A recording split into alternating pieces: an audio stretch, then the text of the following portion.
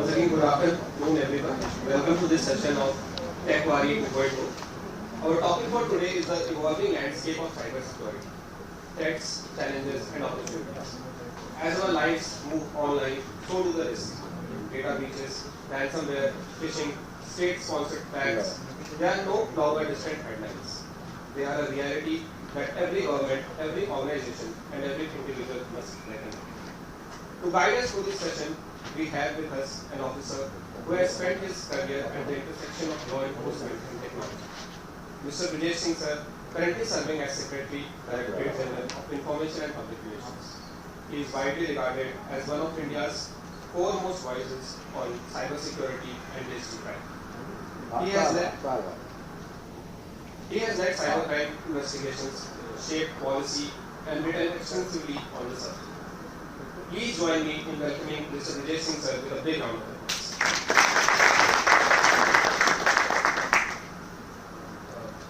And you can start.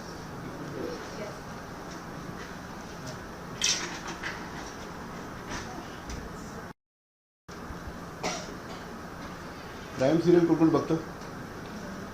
Crime serial बघता? Crime serial आवडतात? ती बॉटल काढा ना. हॅलो, वॉल्यूम ती बॉटल काढा ना.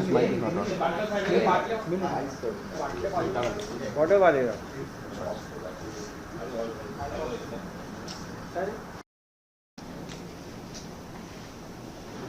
तर आज मी टेक्निकल सेशन घेणार नाही, मी तुम्हाला क्राईम स्टोरी सांगणार. ठीक आहे की जेव्हा सायबर क्राईम होतो तो कसं होतो? तुम्ही ऐकलं असेल किती वेळा तुम्हाला लोक फोन करत असतील की कुणीतरी आजोबा आहे, त्याचे 50,000 रुपये गेले, 1,00,000 रुपये गेले, FIR करायला मदत करा. आणि लोकांना वाटतं की आपण मंत्रालयात करून सगळं आपलं ऐकणार नाही आणि सगळे रजिस्टर करणार, FIR व्यवस्थित इन्व्हेस्टिगेशन होणार. पण हे किती कॉम्प्लिकेटेड आहे मी तुम्हाला सांगतो. जेव्हा तुम्हाला किंवा कुणाला पहिल्यांदा फोन येतं, डिजिटल अरेस्ट आहे, डिजिटल अरेस्ट कुणाकुणासोबत झालं असेल, म्हणजे ओळखीचे कोणी असेल त्यांच्यासोबत झाले असेल. म्हणजे बघा काय प्रकार आहे. लोक फोनवर व्हिडिओ कॉल करतात आणि सांगतात तिथून बिलकुल मूव्ह करू नका. एक आठवडे लोक रूम मध्ये राहिलेले आहेत. एका केसमध्ये तर 28 दिवस एक माणूस बिचारा रूम मध्येच होता, त्याला बाहेर जाऊ दिले नाही. डिजिटल अरेस्ट अशी काही गोष्ट नसतेच डिजिटल अरेस्ट. पण हे कुठून सुरू होतं, कसं सुरू होतं? जेव्हा तुम्हाला ते पहिल्यांदा कॉल करतात तेव्हा तुमच्याबद्दल त्यांना इत्यंभूत माहिती असते. तुम्ही कोण आहात, तुमचा जेंडर काय आहे, तुम्ही कुठे राहता, तुमच्या कुत्र्याचं नाव काय आहे, राईट, तुम्ही कुठे शिकला, तुमची फायनान्शियल कॅपॅसिटी काय आहे, बरोबर आहे. म्हणजे जर रिटायरी असेल, आता आपल्यावेळी खूप लोक रिटायर होणार असतील, मी 4-5 वर्षांनी रिटायर होणार आहे. रिटायर होणाऱ्या लोकांकडे पैसे येतात आणि ही गोष्ट जी आहे ती सायबर क्रिमिनलला माहीत असते. त्यांना कशी माहीत असते? Let's make it interactive. त्यांना कशी माहीत पडणारी गोष्ट? कसं त्यांना कळतं की हा माणूस रिटायर होणार आहे, याच्याकडे इतके पैसे असतील, याची फायनान्शियल कॅपॅसिटी असेल? Social media. आणि सोशल मीडियावर ही माहिती कोण टाकतो? स्वतःच. ठीक आहे. मला आज जर तुम्हाला तुमच्या मुलाचं नाव माहीत करायचं असेल, तुम्हाला नाव विचारता तर मी माहीत करू शकत नाही. पण सोशल मीडियावर आपण सगळी माहिती आहे, आपलं लोकेशन, घराचं लोकेशन. एक खूप वर्षापूर्वी वेस्टमध्ये त्यांनी बघितलं की लोक हॉलिडेवर जाताना चेकिंग करायचे एअरपोर्टवर. पूर्वी असतं ना, असायचं फेसबुकवर, check in to Bangkok airport. Election नंतर काही लोक करतात तसं, check in to this airport वगैरे वगैरे. तर क्रिमिनल लोक काय करायचे, आणि सायबर क्रिमिनल नव्हे, US मध्ये नॉर्मल क्रिमिनल बघायचे की कोण लोक घर सोडून गेले आणि त्यांना इझिली कळायचं की आता या घराची लोक जे आहेत ते 2 महिन्याकरता 3 महिन्याकरता बाहेर गेल्यात, आरामात जाऊन लुटा. So this has made life of a criminal very very simple. Social मीडियावर जी माहिती असते ही माहिती एकत्रित करून सगळी विकली जाते. All of this information is sold. त्याला म्हणतात पॅनल. पॅनलवर काय असणार की तुमच्याबद्दल तुमचं जसं बायोडाटा असतं ना, रेझ्युमे, तर त्या बायोडाटाप्रमाणे तुमची संपूर्ण माहिती त्याच्यात असते. आणि सायबर क्रिमिनल काय करतात, ज्याला टार्गेट करायचं असेल त्याला तशी स्टोरी देतात. म्हणजे वीज कट होणार याची स्टोरी नवीन मुलाला तुम्ही दिलं तर त्याला चालणार नाही, किंवा KYC अपग्रेड करायचं आहे ही माहिती पुन्हा दुसऱ्याला देण्यात चालणार नाही. तर ते स्पेसिफिक तुमच्यासाठी स्टोरी निवडतात.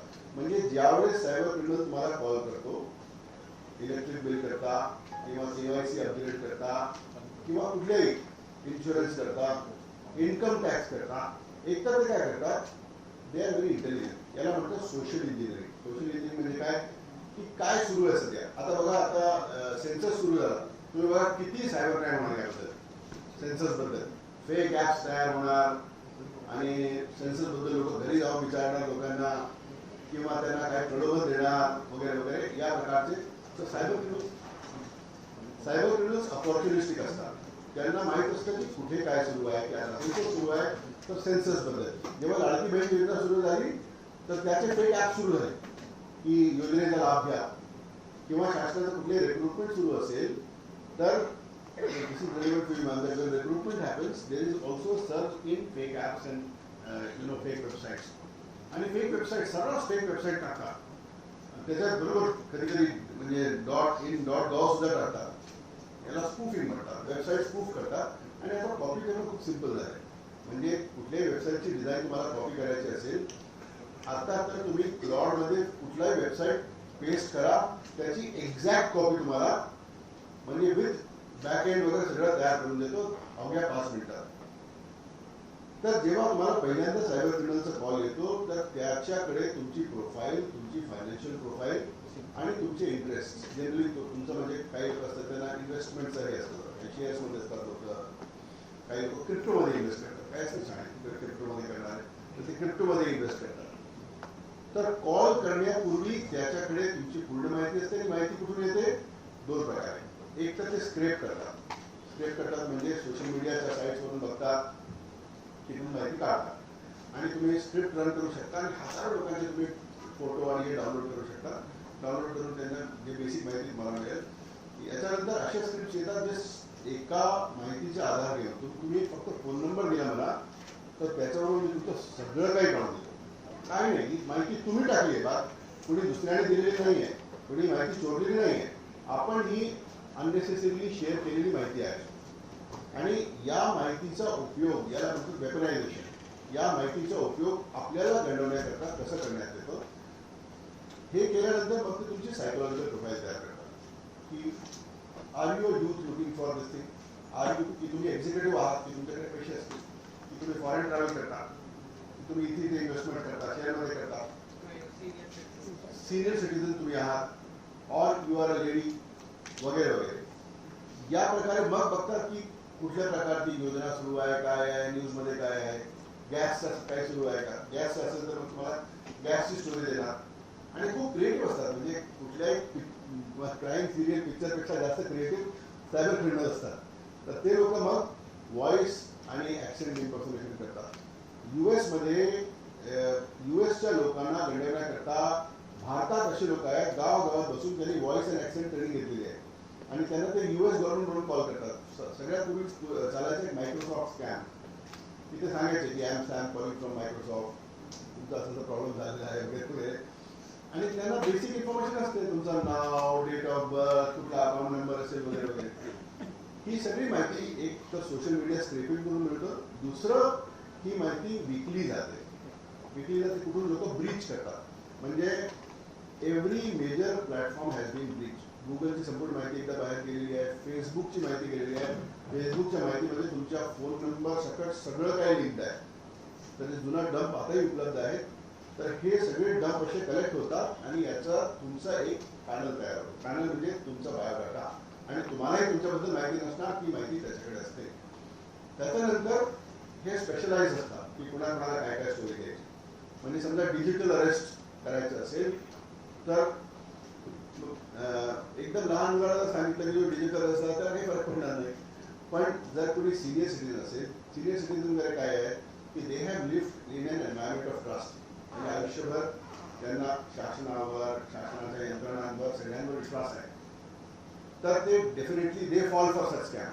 की कोणी व्हिडिओ कॉल करत असेल, त्यात युनिफॉर्म घालून बसलं असेल आणि त्याच्या मागे सगळे महापुरुषांचे फोटो वगैरे असतील, असं स्टुडिओ तयार केले. सायबर क्रिमिनल्सनी व्हिडिओ कॉल करता असे स्टुडिओ तयार केले. आणि इतकंच नव्हे तर आता मागच्या काही महिन्यात तुम्हाला लाईव्ह व्हिडिओ कॉलवर इम्पर्सनेट करता येतं. With voice live. म्हणजे माझ्या एका मित्राने मला व्हॉट्सॲपवर व्हिडिओ कॉल दिला आणि सांगितलं की सांग मी कोण बनू आणि डेमो आपण कधीही करू शकतो. So ma'am you can become anybody.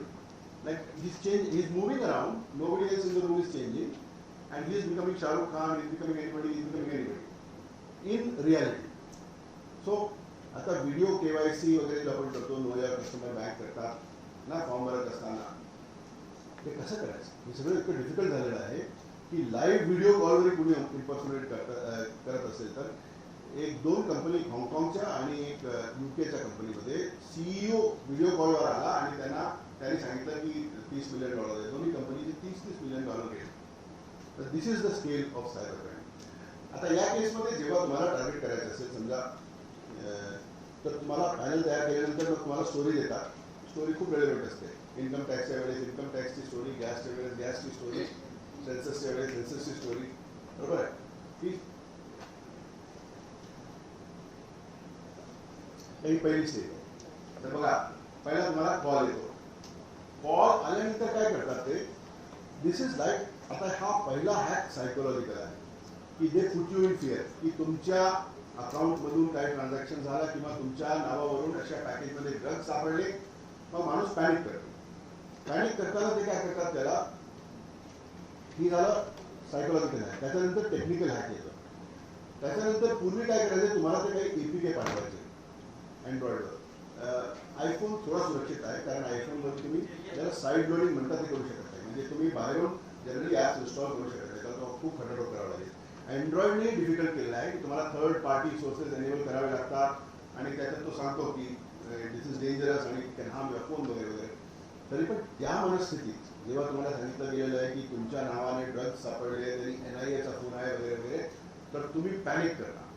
आणि पूर्वी हे इन्स्टॉल करायचे आणि त्याप्रमाणे अँड्रॉइडने ऑपरेटिंग सिस्टममध्ये सिक्युरिटी फीचर्स डेव्हलप केले.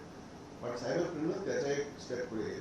त्या आता काय करतात इन ब्राउझर ऍक्टिव्हिटीमध्ये त्यांनी ब्राउझर APK नावाचा प्रकार तयार केला आहे आणि तुम्हाला लिंक पाठवतात. बोलत असताना लिंक पाठवल्यानंतर तुम्ही क्लिक केलं तर ऑटोमॅटिक इन्स्टॉल होतं. ब्राउझर हा ट्रस्टेड ॲप्लिकेशन आहे. ट्रस्टेड ॲप्लिकेशनमधून ऑटोमॅटिक इन्स्टॉल होतं. इन्स्टॉल झाल्यानंतर you don't have to install. It's one click. It's one click that if you just click that, it will be an automatic install, and since the browser has permissions, it automatically does not raise any security features. So it gets installed, and these are lightweight JavaScript and other applications. आणि हे झाल्यानंतर मग काय करतो तो आपण IT मध्ये लोकांनी माहिती असेल ऍक्सेसिबिलिटी फीचर्स माहिती आहे का? ऍक्सेसिबिलिटी फीचर्स ते काय इम्पेअरमेंट असेल, कुणाला दृष्टीचा इम्पेअरमेंट, दृष्टीबाधित असतील काय असेल किंवा ब्रेल जसा आहे त्या प्रकारे. तर फोनमध्ये आपल्या ॲक्सेसिबिलिटी फीचर्स असतात. ॲक्सेसिबिलिटी फीचर्स म्हणजे की तुम्हाला स्वतः फोन ऑपरेट करता येत नसेल तर तुम्ही असिस्टिव्ह टेक्नॉलॉजीचा वापर करता आणि त्याच्यात इव्हन क्लिक सिम्युलेशन आहे. म्हणजे काही लोकांना क्लिक करता येत नसेल तर असिस्टिव्ह टेक्नॉलॉजीमध्ये त्याला म्हणतात गार्ड मोड, गार्ड किंवा गार्डियन मोड. म्हणजे तुम्ही कुणाला मदत करताय आणि त्याला तुम्ही गार्डियन मोड देताय की तुम्ही माझ्या फोनचा वापर करून मला ट्रान्झॅक्शन करून द्या. Somebody is bed ridden, accident झाला आहे, काय झालं, याच्याकरता ही असिस्टिव्ह टेक्नॉलॉजी असते फोनमध्ये. प्रत्येकाकडे तुमच्या फोनमध्ये आहे. तुम्ही जेव्हा फीचर्स चेक कराल तर तिथे असिस्टिव्ह टेक्नॉलॉजीज असतात. जसं आता आम्हाला चष्मा लागला तर आम्ही काय करतो फॉन्ट वाढवून देतो फोनचा, इतकं मोठं करतो.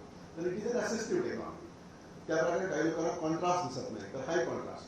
आणि आता कंपल्सरी झालं की जितके काही वेबसाईट्स आहेत त्याच्यावर पर्सन्स विथ डिसेबिलिटी ॲक्टप्रमाणे आपण असिस्टिव्ह फीचर्स टाकावे. तर हे ॲक्सेसिबिलिटी फीचर्स प्रत्येक याच्यावर टाकण्याची गरज आहे की एका क्लिकने मग तो माणूस ॲक्सेसिबिलिटी फीचर्स ऑपरेट करू शकतो.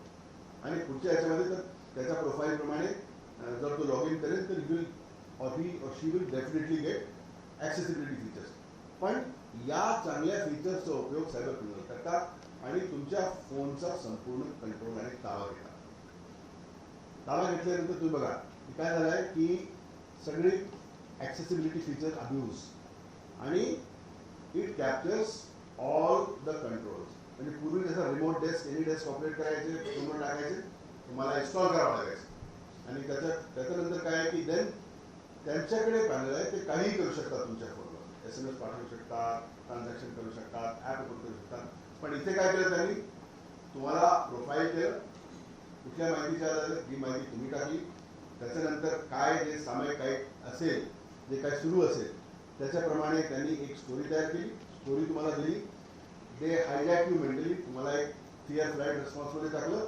त्याच्यानंतर जनरली तुम्ही क्लिक नाही करणार, पण अशा ह्याच्यामध्ये तुम्ही घाबरला आहात तर म्हणणार की हे लिंक आहे VCचं किंवा याचं त्याचा, तुम्ही क्लिक करा. तुम्ही क्लिक केलं, तुमचा फोन कॉम्प्रोमाइज झाला. कॉम्प्रोमाइज झाल्यानंतर नेक्स्ट, कॉम्प्रोमाइज झाल्यानंतर मग तुमच्या फोनवर it can do automatic transactions. म्हणजे तो काय करतो, UPI मध्ये घुसतो किंवा तुमचा बाकी काही पेटीएमचा ॲप असेल, खरेदीचा ॲप असेल, त्याच्यात जाऊन तो ॲप ऑपरेट करू शकतो automatically. Now the person is sitting remotely. मी इथे तुम्हाला थोडंसं डायग्रेशन घेऊन सांगतो की म्यानमार, लाओस आणि कंबोडिया इथे आता सायबर क्राईम कंपाऊंड्स असे सुरू झाले. म्हणजे कंबोडियामध्ये तर मला वाटतं 70,000 भारतीय यांना 30,000 भारतीय बाकी ठिकाणी इतर आहेत. आणि you know these people are IT professionals. They have been lured for job. त्यांना सिंगापूरला बोलवतात, व्हिएतनामला बोलवतात आणि त्याच्यानंतर त्यांना किडनॅप आणि अबडक्ट केलं जातं. त्यांचे पासपोर्ट ठेवून घेतात आणि इथे जसे स्पेशल इकॉनॉमिक झोन्स आहेत तसे कंबोडिया, लाओस आणि म्यानमारमध्ये स्पेशल इकॉनॉमिक झोन्स आहेत. तुम्हाला पाहिजे असेल तुम्ही वाचा. KK पार्क म्हणून एक आता रेड चायनाने आणि म्यानमारने केली 3-4 महिन्यापूर्वी. KK पार्क ही संपूर्ण सिटी आहे. या सिटीमध्ये सगळ्या नॅशनॅलिटीचे लोक असतात. म्हणजे 10,000 भारतीय असणार, 3-4,000 चीनी असणार, फिलिपाईन्सचे लोक असणार. म्हणजे पुढच्या वेळेस जेव्हा तुम्हाला फ्रॉड कॉल करायचं असेल, डिजिटल अरेस्ट हे सगळे इकडून होतं. तर तुम्हाला मराठी, मल्याळम, तमिळ, बांगलामध्ये जे कॉल करणार आहेत या लोकांना बिचाऱ्यांना उचलून घेऊन गेले. यांना तिकडे म्हणजे डिजिटल स्लेव्हरी सारखं ठेवलं त्यांना आणि हे लोक कॉल करतात. आणि त्यांना सगळ्यांना असे केबिन वगैरे तयार करून दिले की ठाणेदार, जज वगैरे वगैरे. एका केसमध्ये तर सुप्रीम कोर्ट त्यांनी संपूर्ण इम्पर्सोनेट केलं आणि त्या माणसाने कोट्यावधी रुपये दिले. आणि कोर्टाला तर हे असतं ना, म्हणजे अधिकार असतं त्यांना कोर्ट उठेपर्यंत शिक्षा वगैरे, तर त्याला तिकडे डिजिटल अरेस्टची शिक्षा देऊन टाकली.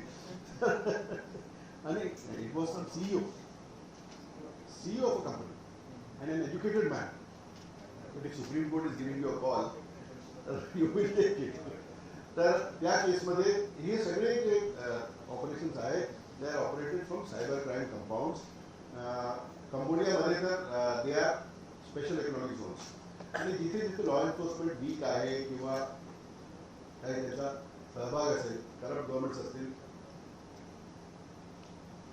म्यानमारमध्ये ब्रह्मदेश इकडे काही एरियाज आहेत which are not under the control of the military, कारण तिथे डेमोक्रेसी संपूर्ण मिलिटरी आलेली आहे. तर not under the control of military but under the control of some crime families. तर त्याला किंग्स म्हणतात. अशा चीन स्टेटमध्ये क्राईम फॅमिलीज आहेत आणि या क्राईम फॅमिलीज कंट्रोल करतात अशा डिजिटल जे सगळे डिजिटल अरेस्ट वगैरे सेंटर्स आहेत. सगळ्या प्रकारचे स्कॅम, क्रिप्टो स्कॅम, हे स्कॅम, ते स्कॅम. म्हणजे तुम्हाला आश्चर्याचा धक्का बसेल की जगात आता 3री अर्थव्यवस्था सायबर क्राईमची आहे. भारताची अर्थव्यवस्था we are barely touching $5 trillion.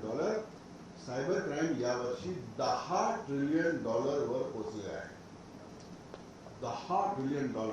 जगातली 3री मोठी अर्थव्यवस्था is cyber crime. KK park इथे जेव्हा रेड झाली तेव्हा त्यांच्याकडे त्यांना स्टारलिंक, जे इलॉन मस्कचं एक सॅटेलाइट इंटरनेट आहे, कुठेही चालतं ते, याचे शेकडोने टर्मिनल सापडले.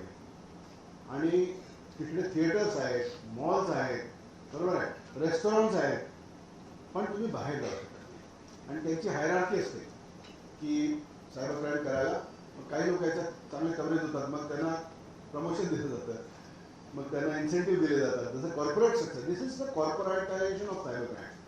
पूर्वी जसं ऑर्गनाइज क्राईम आपण म्हणायचो, this is not even organize cyber crime, not even organize crime, this is corporatization of crime. Yes. Myanmar, Laos, Cambodia, it is almost country supported.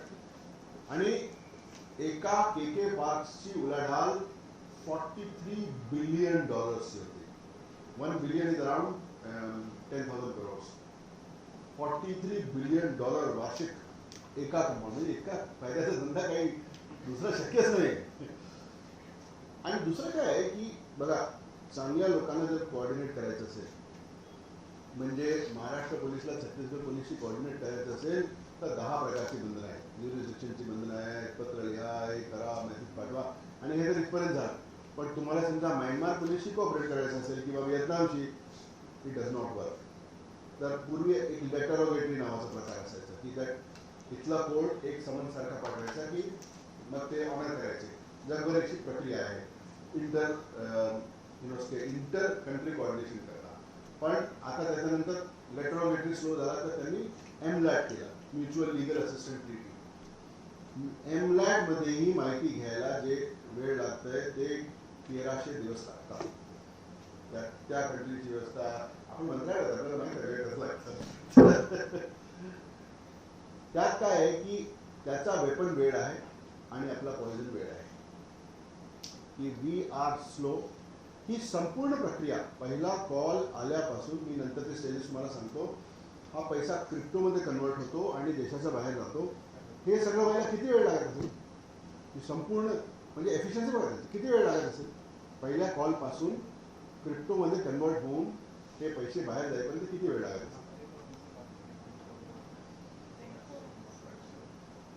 30 minutes. 30 minutes. बरोबर आहे. आपल्याला दिलं साधन 30 वर्षात केलं असतं. तर ही सगळी प्रक्रिया, कारण काय, why it is so difficult to control cyber crime? हा 10 ट्रिलियनचं काय झालं, का झालं? Because see they are abusing trust everywhere.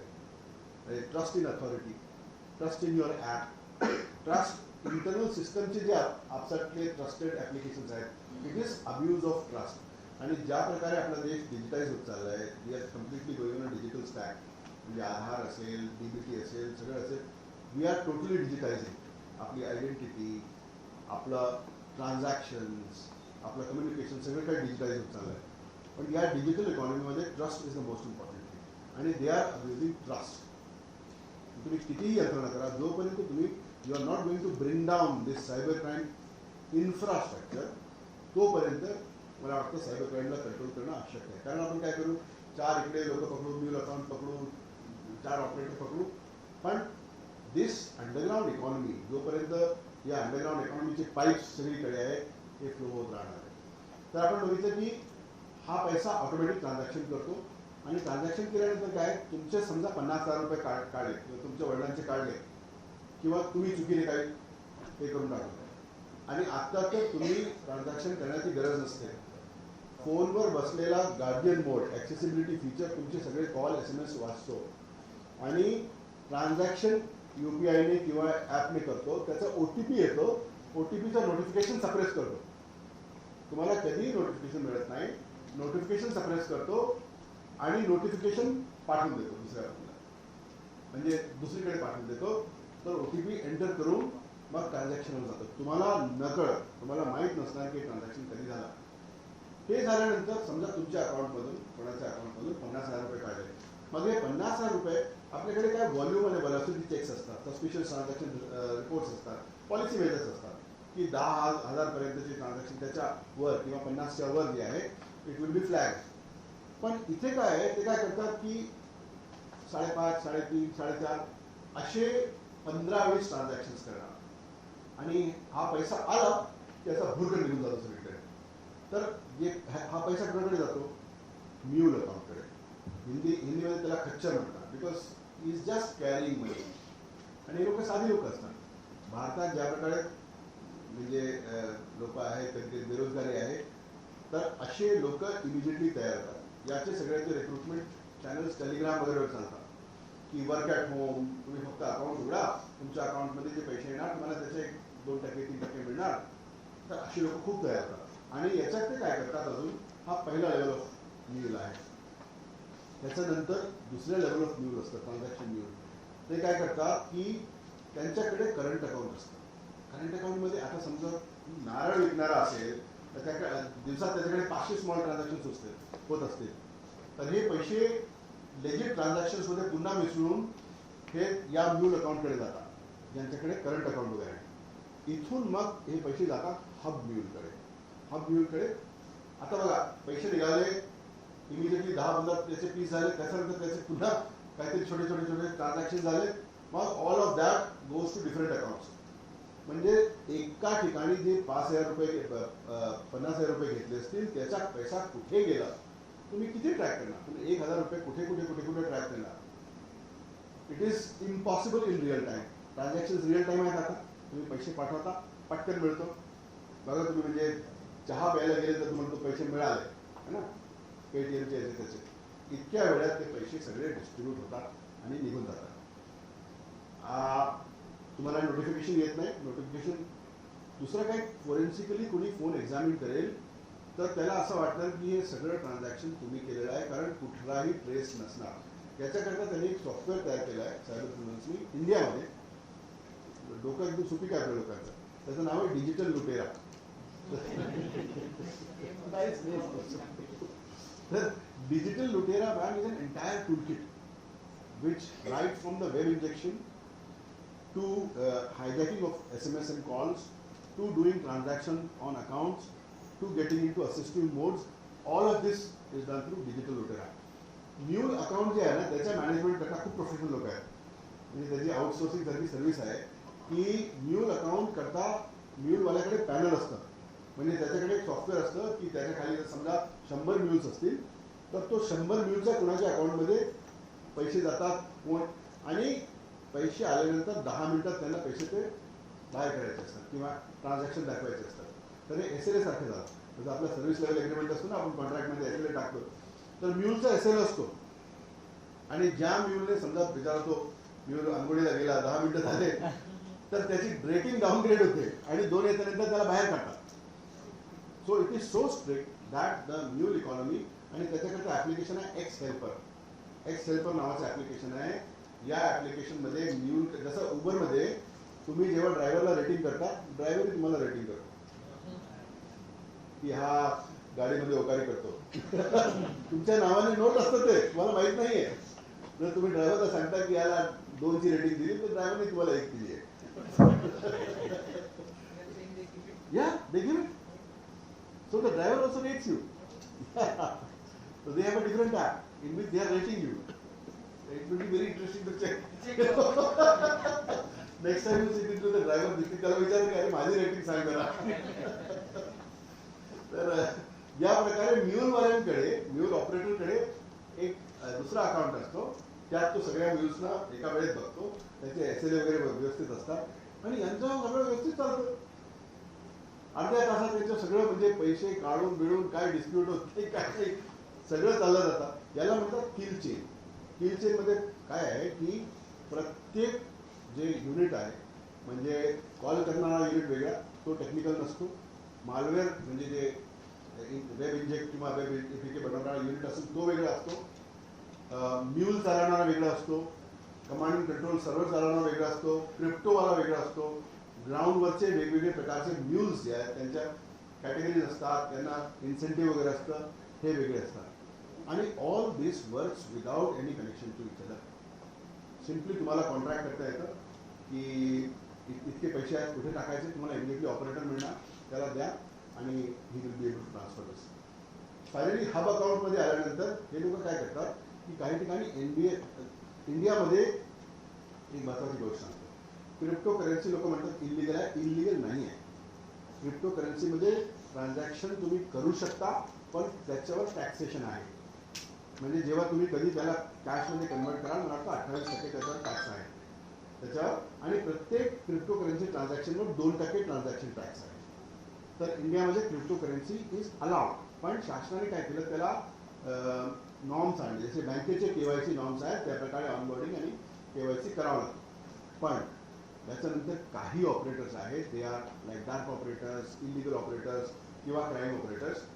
हे लोक जे आहेत ते व्यवस्थित KYC करत नाही किंवा असे डुबियस KYC वगैरे ठेवतात.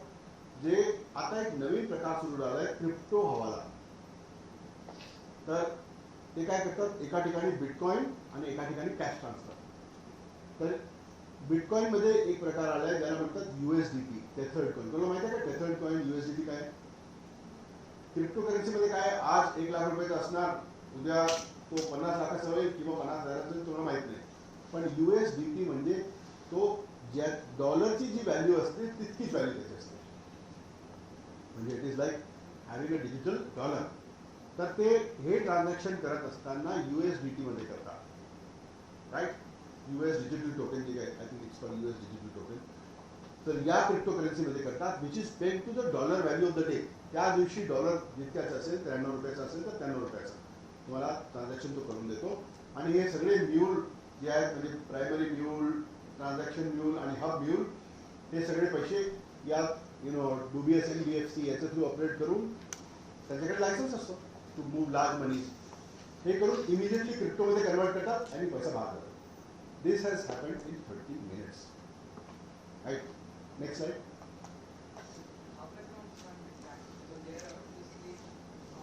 So, yes, they are collecting a lot of money and they can be tracked. But the problem is that even from, let's say, fraud call centers, they do legitimate business. So it has been found की काही normal call centers आहेत, त्याच्यात एक division उघडून दिलं आहे, which is a fraud call center. How will you find out? माझं म्हणजे generally when I talk to regulators, माझं असं म्हणणं असतं की अरे बाबा, एक सिम बॉक्स आहे जिथे एका ठिकाणी एका बिल्डिंगमध्ये 100 सिम कार्ड आहेत आणि फक्त आउटगोईंग कॉल करतायत. म्हणजे तुम्हाला टॉवर डंपमध्ये कळेल ना की काय प्रकार आहे, किंवा कुठल्याही प्रकारचा अनालिसिस केला तर कळेल. सो आय बिलीव्ह की प्रॉब्लेम काय आहे की nobody has a complete visibility of the system. म्हणजे पोलिसांपर्यंत कधी येतं की 1-2 दिवसानंतर येतं. मग थोडा FIR करायला म्हणजे डिफिकल्टी आहेतच. हे झाल्यानंतर मग काय करतो, एक 1930 नंबर आहे, नोट करून घ्या. कुणाकडे काय झालं तर 1930 नॅशनल नंबर आहे हेल्पलाईनचं. तिथे तुम्ही डायल केलं तर ते सगळे ट्रान्झॅक्शन फ्रीज करतात. आता विचाराधीन आहे की म्हणजे जे पर्सन आहे, युजर किंवा क्लायंट, त्याच्याकडे एक किल स्विच द्यायचं असतं की त्याला अशी शंका झाली की आपल्याकडून काही फ्रॉड झाला, आपल्या काही फ्रॉड झाला, की he will be able to kill transaction on every account. Cyber fraud 1930 काय करतो, तुमच्या वतीने सगळे थांबवून देतो. पण प्रॉब्लेम काय, गोल्डन आवर प्रिन्सिपल आहे. गोल्डन आवर नाही, अर्ध्या तासात जर पैसा क्रिप्टो झाला, क्रिप्टो गोल्ड आहे ना, काय करणार. तर आता याच्याबद्दल खूप विचार सुरू आहे की याला कसं काउंटर करायचं. Because this is crime at the speed of light. Crime at the speed of light. तुम्ही काय करणार. आणि कुठली यंत्रणा जी आहे ती, म्हणजे to expect government agencies to respond at speed of light is थोडंसं कठीण आहे. आणि आपल्या डिफिकल्टीज असतात. काही ऑनलाईन कंप्लेंट रजिस्टर करायची असेल तर शासनाचा एक पोर्टल आहे, केंद्र शासनाचा, cybercrime.gov.in. ते सगळ्यांना सांगून ठेवा. त्याच्यावर तुम्हाला अनॉनिमस कंप्लेंटही दाखल करता येते. तुम्हाला कधी वाटलं की तुमच्यासोबत काही फ्रॉड झाला आहे, काय झालं आहे, स्क्रीनशॉट्स आणि एव्हिडन्स प्रिझर्व करायचे. कारण जर त्याला ॲक्सेस असेल तुमच्या फोनचा तर तो येऊन सगळं वाईट करून जाणार आणि फॉरेन्सिकमध्येही काही मिळत नाही. तर इमिजिएटली ट्राय अँड प्रिझर्व. अकाउंटचे सगळे पासवर्ड चेंज करायचे, बँकेला फोन करायचा आणि स्टॉप ट्रान्झॅक्शन करायचं सगळे अकाउंटवर. कधी कधी असतं ना की आपल्याला सस्पिशियस ट्रान्झॅक्शन आला की आपण बँकेला फोन करतो की माझा कार्ड ब्लॉक करा. Because if you are sitting here आणि ब्राझीलमधून ट्रान्झॅक्शन झालं, तुम्ही ब्राझीलला नाही. चांगल्या अकाउंटवर बँक जी आहे ते चेक्स मेंटेन करतात की त्यांच्याकडे अल्गोरिदम असतं की तुम्ही इथे आहात आणि सडनली आता बंगळुरूमधून ट्रान्झॅक्शन झालं तर तुम्ही काय म्हणा, हनुमानजी नाही पटकन उडून तिकडे गेले. तर त्याच्याकडे असे अल्गोरिदम असतात हे चेक करायला की इतक्या लवकर शक्य नाही की माणूस 5 मिनिटात बेंगलोरला गेला. तर या प्रकारे. पण हे म्हणजे only for good account, platinum account याच्या करतात. माझं असं म्हणणं आहे की कुणाचाही पैसा आहे, तुम्ही घेताय. मी तुम्हाला नाही सांगितलं की तुम्ही मला ॲप द्या, तुम्ही मला ॲप दिला, बरोबर आहे. आणि this money is your responsibility, you are the custodian of my money. RBIचा सर्क्युलर आहे आणि RBIने ही फार महत्त्वाची गोष्ट सांगतो. RBIने ज्याला कन्झ्युमर लायबिलिटी म्हणतो आपण, त्याला 25,000पर्यंत लिमिट केलं आहे. पण त्याला 2 कंडिशन आहेत की त्याला कॉन्ट्रीब्युटरी निग्लिजन्स नसावा, की तुम्ही स्वतः जाऊन म्हणजे पिन देत असाल, तुम्हाला तो फोन करत असाल की अरे एक पिन आगे जरा बताना क्या आहे, तुम्ही देत असाल तर it is a kind of contributory negligence. म्हणजे तुमचा कुठल्याही प्रकारे कॉन्ट्रीब्युटरी सहभाग नसावा त्या क्राईममध्ये. आणि मला वाटतं एक टाईम लिमिट आहे त्याला काहीतरी, की एक पर्टिक्युलर टाईम लिमिटमध्ये इट्स प्रॉब्ली 3 days 3 days. 3 दिवसाच्या आत जर तुम्ही केलं आणि तुमचा त्यात कॉन्ट्रीब्युटरी नेग्लिजन्स नसेल तर तुम्हाला 25,000पेक्षा जास्त चार्ज तुम्ही करू शकत नाही. दुसरं की आपण FIR करतो, cybercrime.gov.in कंप्लेंट टाकतो किंवा 1930 अकाउंट फ्रीज करतो. बँकिंग ओम्बड्समन नावाचा एक प्रकार आहे, म्हणजे it is like an umpire.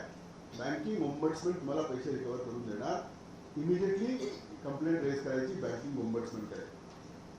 आणि बघा बँकिंग ओम्बड्समनकडे लाखोने दररोज कंप्लेंट येतात. याचे सगळ्यांचे FIR व्हायला लागले तर बाकी काही कामच नसणार, म्हणजे police will be only investigating cyber crime. तर हा सगळं ही सगळी यंत्रणा जी आहे, this is utilizing our normal apps, our normal payment apps आणि आवर सायकोलॉजिकल व्हल्नरेबिलिटी याचा उपयोग करून हे इमिजिएटली असे पैसे दुसरीकडे ट्रान्सफर करतात. आणि जसं मॅडमचं म्हणणं आहे की म्यूल अकाउंट का पकडले जात नाही. मॅडम म्यूल डिस्पोजेबल असतो. 4 ट्रान्झॅक्शन 5 ट्रान्झॅक्शन केल्यानंतर म्यूलला डिस्पोज करतात. So it is no way to find out, because आता इकॉनॉमी इतक्या झपाट्याने वाढत आहे की हजारोने अकाउंट्स डेली सुरू होतात आणि तुम्हाला त्यात माहीत नसतं की कुठे म्यूल अकाउंट आहे कुठे नाही. पूर्वी असं वाटायचं की बँकवाल्यांची कॉम्प्लिसिटी आहे वगैरे वगैरे, पण आता तसंही म्हणता येणार. आम्ही कॉस्मॉस बँक केस जेव्हा इन्व्हेस्टिगेट करत होतो तेव्हा मला पहिल्यांदा कळालं की इंडियामध्ये इतकं मोठं म्यूल नेटवर्क आहे. आणि म्यूल्सला आम्ही पकडलं तर एक म्यूल ड्रायव्हर होता, म्हणजे म्यूल्सचा बॉस. या माणसाने 10-11 माणसांना, कोण कुठे गोवामध्ये खूप होता, कोण आसाममध्ये काय होता, यांना सगळ्यांना बोलून घेतलं. बोलून ठाण्याला एका लॉजमध्ये ठेवल्यानंतर त्याचे फोन्स घेतले, त्यांना नवीन फोन दिले आणि मग एक ओमनी गाडी, तर क्राईम करतात तर ओमनी गाडी चांगली असते ना, पूर्वी पिक्चरमध्ये किडनॅपिंगला ओमनी गाडी वापरायची. तर ते ओमनी गाडी घेऊन गेला आणि ATM मध्ये त्याचा बॅकग्राऊंड सांगतो की कॉस्मॉस बँक केसमध्ये 20 कंट्रीजमध्ये 29,000 ट्रान्झॅक्शन्स 8 तासात झाले. काय कोऑर्डिनेशन आहे, काय कोऑर्डिनेशन आहे. म्हणजे असं कसं माहिती आहे की 20 देशांमध्ये 29,000 ट्रान्झॅक्शन्स 2.5 तासात कुणीही करू शकत. एक तर तुम्हाला म्हणावं लागेल की सायबर क्रिमिनल खूप एफिशियंट प्राणी आहे, म्हणजे त्याची एफिशियन्सी जी आहे ना, त्याच्या SCR एफिशियन्सी करता 10 पैकी 10 द्यायला हवे. तर इंटरेस्टिंग गोष्ट एक सांगतो की तो माणूस घेऊन गेला पुण्याला एका केसमध्ये आणि तो म्यूल उतरला. त्यांनी पैसे काढले, त्यांनी 25,000 काढले आणि यांनी याला 6 दिले. तरी त्याला 2 लावले, कारण याच्याकडे बॅकएंड याच्याकडे होता. तो म्हणाला की तू इतना पैसा निकाला वहां से, मेरे को दिया जा दिया, बाकी पैसा वापस कर. तर इतकं जास्त हे म्हणजे इव्हॉल्ड आहे. आणि कॉस्मॉस बँक ऑल्सो 7-8 वर्ष झाले, आता 17-18ची गोष्ट असेल ती. तर हे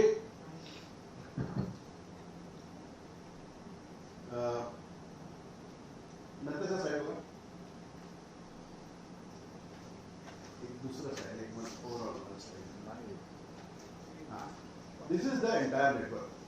तुम्हाला मी जर सांगितलं की बघा इनिशियल ॲक्सेस कसं असतं, ॲक्सेस नंतर बॅकग्राऊंडमध्ये इन्स्टॉल होतो आणि कॉल करत असताना तुम्हाला लिंक पाठवतात, तिथून इन्स्टॉल होऊन जातं. ॲक्सेसिबिलिटी सर्व्हिस जी असते म्हणजे असिस्टिव्ह सर्व्हिसेसचा तो अब्यूज करतो आणि त्याच्यानंतर कॉल आणि SMS याच्यावर कंट्रोल घेत होतो. तिथून सगळे ट्रान्झॅक्शन करतो. ट्रान्झॅक्शनमधून पैसा आला की मग तो म्यूल्सकडे जातो. म्यूल्सकडे जाऊन मग तो पैसा मोठ्या म्यूलकडे जातो आणि तिकडून मग नेटको हवाल्याकडे जातो आणि it goes out of the country. तुम्हाला बघा साईडला टाइमलाईन दिली मी. All of this happens in 30 minutes, right. आणि इन्व्हेस्टिगेशन आपल्याकडे कधी येतं 2 दिवसानंतर 3 दिवसानंतर. इन्व्हेस्टिगेट करताना इतके जास्त अकाउंट्स असतात की दे हॅव अंडरस्टूड की आपण ज्युरिस्डिक्शन प्रमाणे, आपण ज्याला ज्युरिस्डिक्शन आर्बिट्राज आपण म्हणतो की आपण we are limited by our jurisdiction, we are limited by our powers. आणि या संपूर्ण चेनची म्हणजे कॉल, वॉलेट, क्रिप्टो, बरोबर आहे, किंवा वेगवेगळ्या प्रकारचे ॲप आणि त्याच्यातून डिस्ट्रीब्यूट होणारा पैसा रिअल टाईममध्ये, या संपूर्ण सिस्टमची व्हिजिबिलिटी कुठेही होणार नाही. तर याला टॅकल करायला you will have to build systems जिथे तुम्हाला संपूर्ण याची व्हिजिबिलिटी कुठल्या तरी यंत्रणा, you can have it FIU, कुणाला तरी द्या, सम यंत्रणा should have a complete visibility पण काय आहे की आता ही व्हिजिबिलिटी देत असताना मग तुम्ही बघा आधार आणि बँक अकाउंट लिंक करत असताना लोक कोर्टात गेले वगैरे वगैरे प्रायव्हसीचे प्रश्न आहेत. In democracy it is very very difficult. तुम्ही बघत असाल की कुठली पब्लिक पॉलिसी तयार करत असताना मला 10 प्रकारचे विचार करावे लागतात की कोण कोण वर्ग आहेत, काय काय बघणार, मागे काय झालं होतं, एक झाड कापायचं असेल तर त्याला किती त्रास आहे, आणि अशी यंत्रणा तयार करायची असेल दॅट इज आवर प्रॉब्लेम की दे आर एनेबल्ड. त्यांना सगळं फ्रीडम आहे. टेक्नॉलॉजी खूप चीप झालेली आहे. पूर्वी किमान टेक्नॉलॉजी फक्त शासनाकडे असायची, DRDO कडे असायची, इस्रोकडे असायची. आता right from satellite all technology is easily available, आणि इलिगल कामाकरता टेक्नॉलॉजी मोर इझिली अवेलेबल आहे. दुसरं आता याच्यात AI ने भर पाडली आहे. म्हणजे 2 वर्षापूर्वी 3 वर्षापूर्वी जे नायजेरियन प्रिन्सचे ईमेल यायचे, खूप सुंदर नायजेरियन प्रिन्स जो आहे तो लग्न करायला तयार असायचं, तर याच्यामध्ये ईमेलमध्ये मिस्टेक असायची, किंवा खूप पूर्वी ते कोको कोला लॉटरी वगैरे पाठवायचे. आता काय नाही. आता AI तुम्हाला ChatGPT तुम्ही सगळे वापरत असणार, चांगलं अस्खलित इंग्रजीमध्ये, मराठीमध्ये, तमिळमध्ये, ज्या भाषेत पाहिजे त्या भाषेत तुम्हाला चांगलं ईमेल वगैरे वगैरे तयार करून देईल. Fake photo, deep fake, voice cloning हे सगळं सोपं झालेलं आहे. त्याला काही पैसे लागत नाही. तर काय झालं की देश ज्या प्रकारे टेक्नॉलॉजीचं डेव्हलपमेंट झालं आहे, तर क्राईमचाही एनेबलमेंट झालेला आहे. तर crime has been seriously enabled, आणि या एनेबलमेंटला ब्रिंग डाऊन करण्याकरता आपल्याला पॉलिसी करावीच लागेल. पॉलिसी चेंजेस आपल्याला, कारण भारतात फक्त एकच सायबर क्राईम कायदा आहे, आणि सायबर क्राईम कायदा नाही, तो IP ॲक्टमध्ये काही 2-3 सेक्शन्स आहेत, बरोबर आहे, 66, 67 वगैरे वगैरे, which are about cyber crime. बाकी देशात वेगवेगळ्या प्रकारचे सायबर क्राईमचे सेपरेट कायदे आहेत. आपल्याला हे कायदे आणावे लागतील. तर याच्या व्यतिरिक्त आपले बँकांवर आपल्याला पॉलिसीच्या दृष्टीने we will have to be strict with them, जसे की लायबिलिटी तुमची आहे. RBI करत आहे. RBI slowly is coming to very strict liability. मला वाटतं थोड्या दिवसानंतर RBI सांगणार आहे की टोटल लायबिलिटी बँकेची आहे, कारण टेक्नॉलॉजी तुम्ही तयार करता, टेक्नॉलॉजी प्लॅटफॉर्म तुमचे आहेत, मला काय व्हिजिबिलिटी आहे ना, मी तुम्हाला पैसे देईल. तुम्ही म्हणता तुमचे पैसे गेले आणि यू आर सेइंग की आय एम स्टुपिड, बरोबर आहे, हे बरोबर नाही. तर याच्याकरता पॉलिसी लेवलवर, टेक्नॉलॉजी लेवलवर या प्रकारे इन्व्हेस्टिगेशन होते. हाऊ मच टाइम आहे? 20 minutes. We need for questions. तर महाराष्ट्रात आपण काय केलं, 2015 मध्ये म्हणजे DF सर जेव्हा पहिल्यांदा CM झाले तेव्हा त्यांनी महाराष्ट्र सायबरची स्थापना केली. I was fortunate to head Maharashtra cyber. आपण एका वेळेत 47 सायबर लॅब सुरू केले, आणि सायबर लॅब सुरू करताना आपण जगात जाऊन सगळीकडे बघितलं. म्हणजे FBI ला व्हिजिट केली, इस्रायलला व्हिजिट केली, फ्रान्सला व्हिजिट केली, एस्टोनियाला व्हिजिट केली, आणि त्या काळात इतका मला इंटरनल विरोधी झाला. सगळे म्हणायचे की अरे 1-1 कोटीचं तुम्ही सामान देताय, आणि जनरली पोलिसांमध्ये लोकांचं मत असतं की आम्हाला अक्कल कमी असते वगैरे. ते पिक्चरमध्ये दाखवलं, जर एकदा बोलून बघा तुम्ही. सगळीकडे आमचे लोक फिरून आले, आणि we created the best system. म्हणजे ज्यावेळेस आपण इन्स्टॉलेशन केलं त्यावेळेस we were best in the world, and we have kept technology refresh also. So Maharashtra was the leader. We created the first cyber security strategy in the country. आपलाच model सगळीकडे लोकांनी वापरलं, literally आपला RFP लोकांनी वापरला. Technology purchase एक अशी गोष्ट आहे, मला वाटतं की मॅडम मी आता yesterday I was national police academy to address IPS officers. तर त्यांचे डायरेक्टरने मला विचारलं की काय करायचं. म्हटलं सर टेक्नॉलॉजी प्रोक्युअरमेंट शिकवा, की टेक्नॉलॉजी प्रोक्युअर करताना तुम्हाला आता एक फोनही घ्यायचा असेल तर त्याचे काय स्पेक्स आहे, बरोबर आहे. म्हणजे 2 लाख रुपयाचाही फोन मिळतो आणि 8,000 रुपयाचाही फोन मिळतो, सगळं चालतं, व्हॉट्सॲपपासून सगळं काही. पण टेक्नॉलॉजी प्रोक्युअर करताना तुम्ही कसं कराल, टेक्नॉलॉजी प्रोक्युअरमेंट हे शिकवायला पाहिजे. सो स्पेक्स कसे लिहायचे, इव्हॅल्युएट कसं करायचं, कुठल्या रिपोर्ट्स स्टँडर्डायझेशनचे आहेत, कुठले स्टँडर्डायझेशन सर्टिफिकेट्स आपण लक्षात घ्यायचे, त्याची प्राइसिंग कशी करायची, QCBS मध्ये तुम्ही टेस्ट बेड कसं तयार करायचं, हे सगळं आपल्याकडे शासनात आपल्याला शिकणं अति आवश्यक आहे. सायबरमध्ये असताना आम्हाला सगळं शिकावं लागलं, आणि सुरुवातीला कारण people from Israel all use to come, and generally people use to think that police वाला स्टुपिड. 6 महिन्यानंतर मॅडम आमचा कॉन्स्टेबल त्यांना एक प्रश्न विचारायचा की हे पॅकेट कॅप्चर आहे की log analysis. Within 6 months. And I promise you that in Maharashtra people are very intelligent, they are learned. आणि I took a strange decision की म्हटलं मी ट्रेनिंग नाही देणार, you play on this and learn.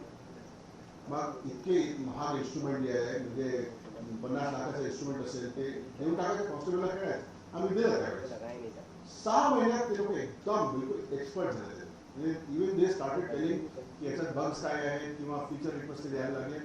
People learn very fast. लोकांवर विश्वास ठेवायचं. सगळे लोक competent असतात. फक्त जर तुम्ही त्यांना एनेबल केलं तर ते व्यवस्थित काम करतात. आणि कोण आहे रे बाबा मागे बोलतोय?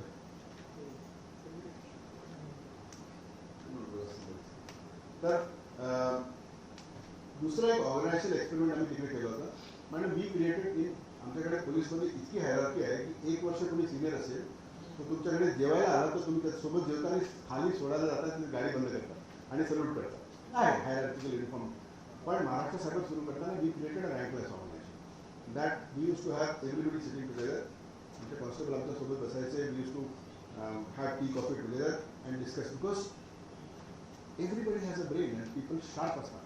आणि इतकं चांगलं लोकांनी म्हणजे I have seen that if you enable people they work very well. एक खूप पूर्वी धारावीमध्ये काही लोकांनी एक्सपेरिमेंट केलं होतं की आता कम्प्युटर पूर्वी यायचे तर त्यासोबत ट्रेनिंग मॅन्युअल ट्रेनिंग मेकॅनिझम वगैरे यायचे. एका यांनी धारावीत काय एक्सपेरिमेंट केलं की 10 त्या काळात कम्प्युटर मायक्रोसॉफ्टचे आणून टाकून दिले आणि स्लमच्या मुलांना ज्यांना कोणाला इंग्रजी माहीत नव्हतं काय माहीत नव्हतं म्हटलं खेळत होतं. People learn on their own. तर माझ्याकडे लोक म्हणतात जेव्हा की ट्रेनिंग म्हटलं अरे व्हॉट्सअप मला कोणी शिकवलं होतं किंवा सगळं येतं डिसअपिअरिंग मेसेजेस एन्क्रिप्शन. काय मॅन्युअल वापरलं काय नाही वापरलं ना. Learning by doing. तर याच्यात एक म्हणजे विचित्र गोष्ट सांगतो की 10 वर्षापूर्वी माझ्या आईला ती म्हणाली मला लॅपटॉप आवडतो. म्हटलं असं मी ओपन सोर्सचं म्हणतो मला लिनक्स वगैरे खूप आवडतो. तर म्हटलं तुम्ही कम्प्युटर वापरला आहे म्हणजे नाही. म्हटलं मी लिनक्स कम्प्युटर म्हणजे ते काय वापरून बघा. मग 6 महिन्याने माझी आई काहीतरी काम करत होती. कुणी भेटायला कुणाला आई सुद्धा लिनक्स वापरते.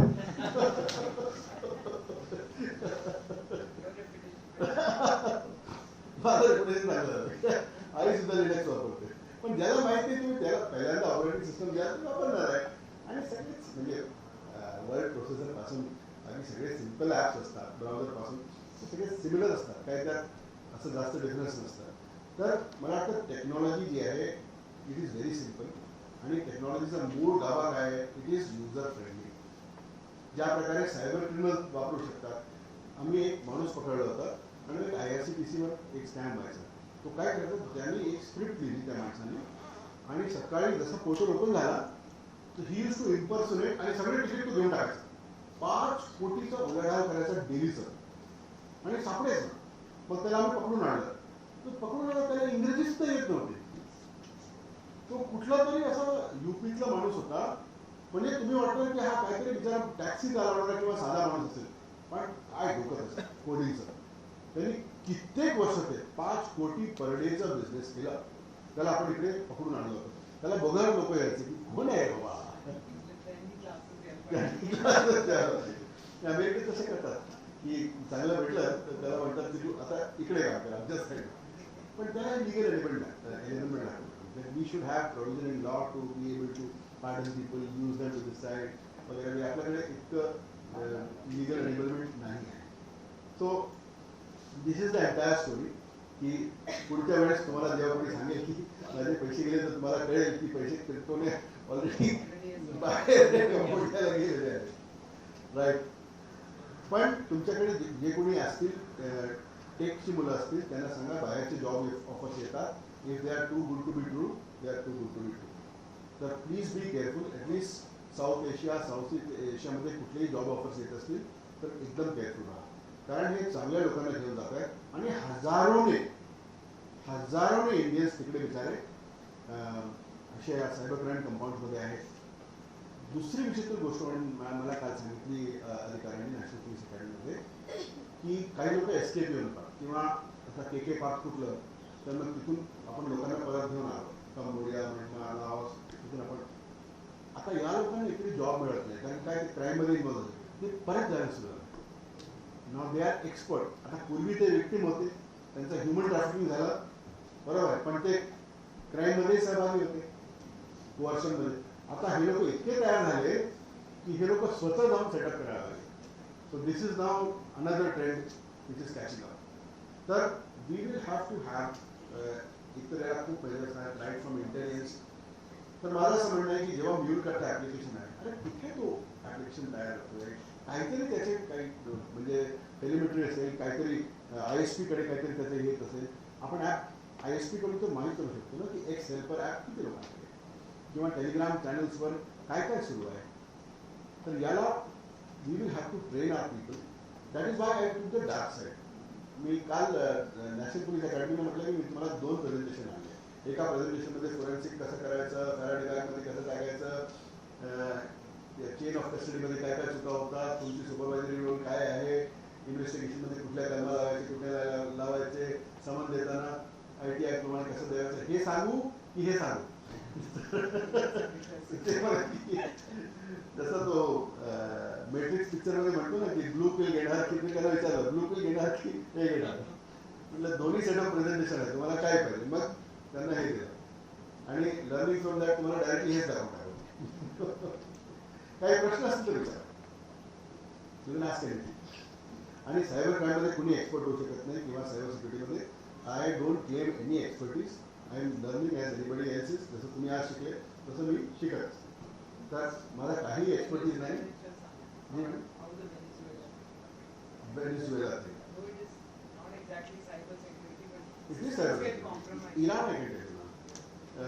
इराणमध्ये तुम्ही बघितलं असेल की इराण युद्ध होण्यापूर्वी पहिल्याच दिवशी काहीतरी 10 वाजता सुमार इराणमध्ये ते त्यांचे आयतुल्ला खामेनी आणि त्याच्यासोबत 40 टॉप लोक त्यांचे IRGCचे वगैरे एका बिल्डिंगमध्ये आले. त्या बिल्डिंगवर अचूक क्षेपणास्त्र हल्ला करून त्यांनी मारून टाकलं 40 लोकांना. म्हणजे वॉर सुरू होण्यापूर्वी संपूर्ण लीडरशिप नष्ट केली. पण हे कसं झालं तर यांनी काय केलं की हे जे कॅमेरे असतात, आपले सगळे कॅमेरे आता IP एनेबल्ड आहेत.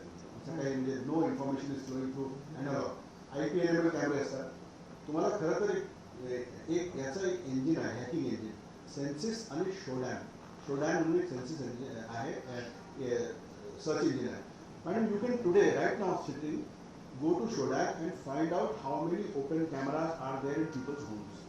आपण जे घरी CCTV कॅमेरे तुम्ही लावता ना for your cat, dog or sick people or whatever, हे सगळे कॅमेरे जास्तीत जास्त त्याचं डिफॉल्ट क्रेडेन्शियल्स आहेत, हे सगळे उपलब्ध आहेत. बाहेरून तुम्ही बघू शकतो डायरेक्टली. तुम्ही सिक्युरिटी करता लावलं आणि this is become your greatest system.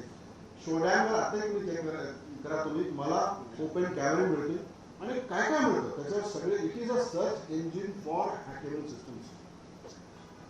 तर शोडॅनमध्ये तुम्हाला जाऊन डायरेक्ट कॅमेरा फीड तुम्हाला मिळतं. मी आत्ता ओपन करू शकता. SHODAN Shodan.io असेल मला वाटतं. त्याचे ॲप्स येतात आणि जुनं सर्च इंजिन आहे, म्हणजे इट्स लाईक 20 years old ना. So I been using it. You can actually go and find out. पण तुम्हाला काय काय मिळतं, कधी कधी पॉवर प्लांट्स मिळतात तुम्हाला, कनेक्टेड पॉवर प्लांट्स तुम्हाला शोडॅनवर मिळतात आणि you can literally get in to dam and operate. तर हे जे CCTV कॅमेरे आहेत हे IP कनेक्टेड असतात. दुसरं एक असं कन्सर्न येते की हिकविजन वगैरेचे जे चायनीज कॅमेरे आहेत ना त्याच्यात काही बॅकडोर असण्याची शक्यता असते आणि ते काही ना काही माहिती या and we are also not stopping. तर इस्रायलने काय केलं की या CCTV नेटवर्कमध्ये कॅमेऱ्याच्या हार्डवेअर फर्मवेअरला हॅक केलं. पण हॅक केल्यानंतर जर समजा सगळी फीड पाठवायला सुरू केली तर एकदम शंका होईल की इस्रायलला कसं झालं किंवा तिसऱ्या ठिकाणी कसं झालं, इतकं लार्ज डेटा फ्लो. आणि Iranians are not stupid, they are good. इराणी जे इंटेलिजंट आहेत, they are not any stupid country. या लोकांनी त्याच्यावर फक्त म्हणजे इंटेलिजन्स टाकलं आणि त्याच्यावरून फक्त माहिती गोळा केली आणि ती माहिती फक्त टेलिमेट्री म्हणजे नॉर्मल जे कम्युनिकेशन आहे त्याच्यात एन्क्रिप्ट करून चॅनल करून पाठवून दिली. म्हणजे तुम्ही त्याचं सिक्युरिटी ऑडिट करणार तर तुम्हाला काहीही त्या कॅमेरावरून मिळणार नाही. असं करत करत त्यांनी काय सुरू केलं की समजा एक गार्ड आहे, 4 वेळेस तो गार्ड दिसला, मग त्याची फोटो काढली, फेशियल रेकग्निशन सुरू झालं. आता समजा हा गार्ड असेल खामनेचा, त्यांना माहिती हा कोण आहे. मग हा इथे मिळाला, इथे मिळाला, इथे मिळाला, एक पॅटर्न तयार झाला की हा कुठे राहतो, इथे राहतो, हा किती वाजता जातो, इथे जातो. मग त्यांनी काय केलं त्याच्यावर टावर डेटा ओव्हरले केला की एक्झॅक्टली 8:30 वाजता या ठिकाणावरून निघणारा. म्हणजे आता जर समजा मंत्रालयाचा टॉवर डंप घेतला तर तुमच्या सगळ्यांचं हे मिळणार, आणि जर तुमच्या घराचं टॉवर डंप घेतलं तर तुम्ही जेव्हा घरी पोहोचता ते मिळणार. तर एक्झॅक्टली कळेल की हा माणूस मंत्रालयात काम करतो. त्या प्रकारे त्यांनी जसं गार्ड असेल त्याचं तयार केलं की हा इथे राहतो, इथे राहतो. आयडेंटिटीची गरज नाही आता. मग काय मिळाला? फोन नंबर मिळाला, बाकी डिटेल्स मिळाले. मग याच्यानंतर मग हा याचं युनिट काय असेल त्यांनी हे सगळं माहीत करायला सुरू केलं. Vehicle number, facial recognition, phone number काही न करता त्यांच्याकडे डायरेक्टली आला. मग त्यांनी काय केलं की years they are embedded with the system. म्हणजे जसं तुम्ही बघितलं असेल हेजबुल्लाचा पेजर अटॅक जो आहे 8-10 वर्ष त्यांनी पेरून ठेवलेलं होतं. म्हणजे हेजबुल्लावाले ते पेजर वापरत होते, 8-10 वर्ष वापरत होते, आणि एका याच्यामध्ये त्यांनी त्यांची 300 लोक सगळे पावले केले. त्याच्यात म्हणजे IDXची पट्टी होती ते माहीत होतं मला, थीन पट्टी. तर सिमिलरली यांनी काय केलं, सगळे कॅमेरे हॅक केले. हॅक करून कॅमेऱ्यावरून इंटेलिजन्स तयार केला. त्याला म्हणतात पॅटर्न ऑफ लाईफ डेव्हलपमेंट.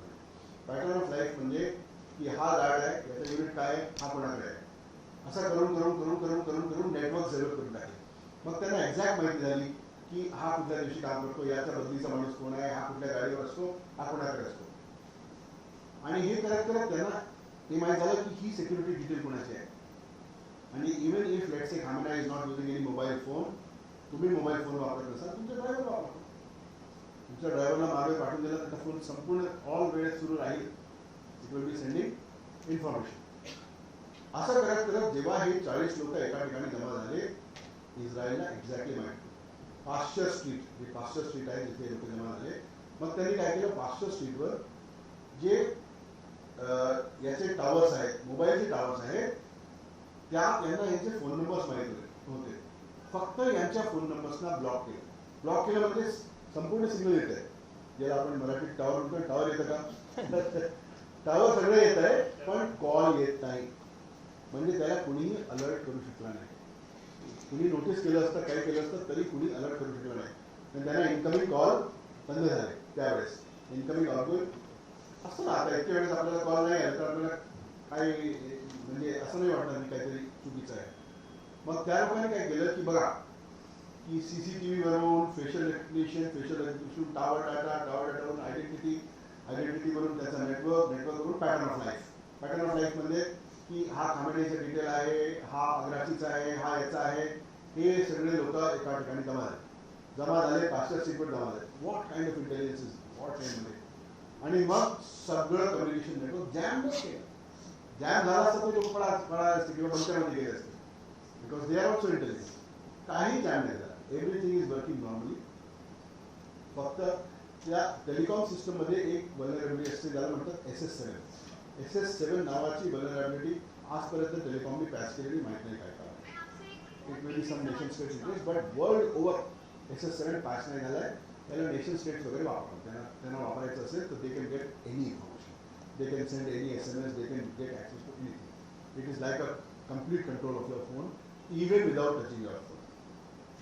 तर यांनी काय केलं की कम्युनिकेशन जे आहे ते सिलेक्टिव्ह हँडसेट्सवर जॅम केलं आणि एक्झॅक्ट त्या लोकेशन क्षेपणास्त्र म्हणून संपवलं. सिमिलरली मॅडम व्हेनेझुएलाचं म्हणत होते.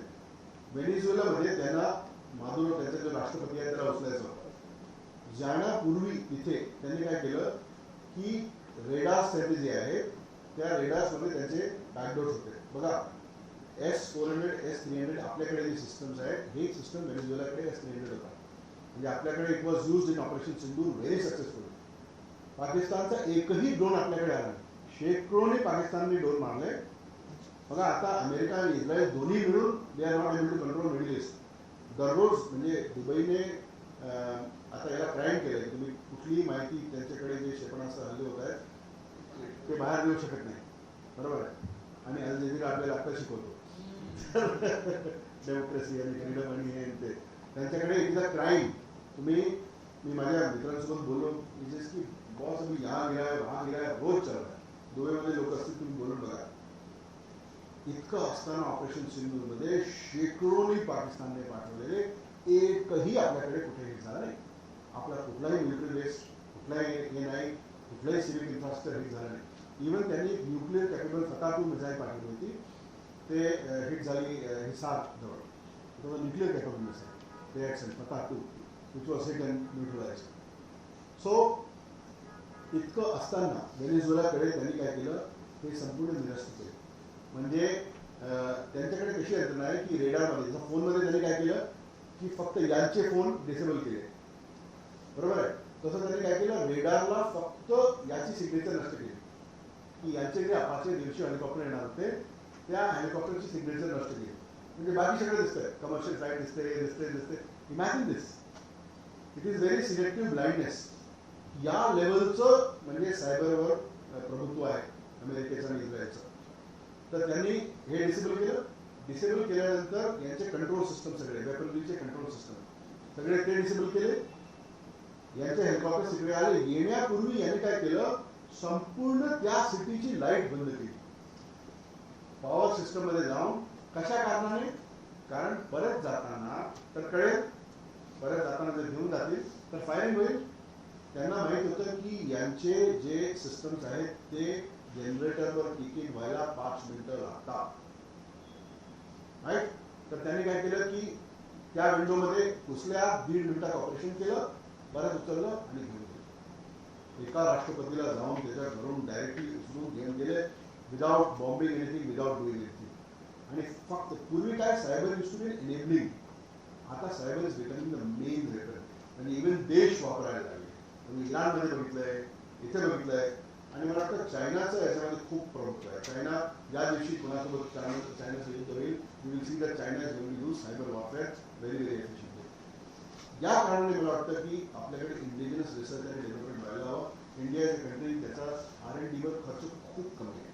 As a government policy we should put enough money in R&D. Madam defence has done something about procurement. त्यांनी काय केलंय की त्यांचे प्रॉब्लेम्स ते घेतात आणि आयडेक्स आहे, इंडियन डिफेन्स आयडिया एक्सचेंज वगैरे.